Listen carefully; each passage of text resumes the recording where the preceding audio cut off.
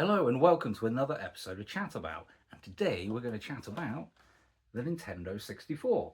This is my Nintendo 64 in translucent blue, as you can see. And anybody back in the 90s will tell you that this was a popular design choice on a lot of products. Very good. Now let's talk about games. We're going to talk about something obvious, I guess, because they were launch titles or popular on the system. Super Mario 64. This kind of redefined how a 3D platformer should control and behave, and great fun even now. We also have Lila Wars.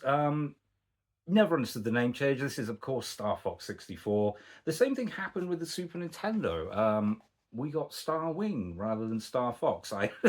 I've never really understood that, but great games nonetheless. Now, let's talk about shooters. We can't talk about the N64 without GoldenEye. And of course, if you were able to, back in the day, to get some friends around and sit around the TV with 4 controllers and a copy of this, that was your night sorted.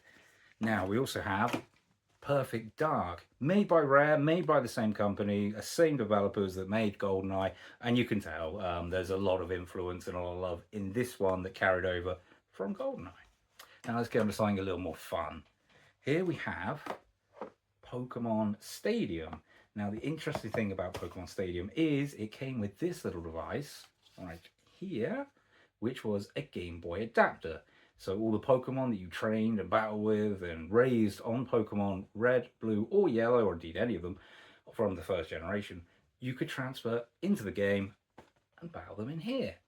Now, I have saved something particularly special for the last bit, and thank you to my younger brother who shipped this from Japan for me.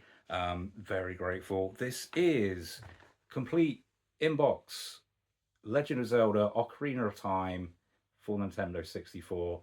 A wonderful gift, a wonderful game, and to have this version of it is fantastic, and it holds a very dear place in my collection.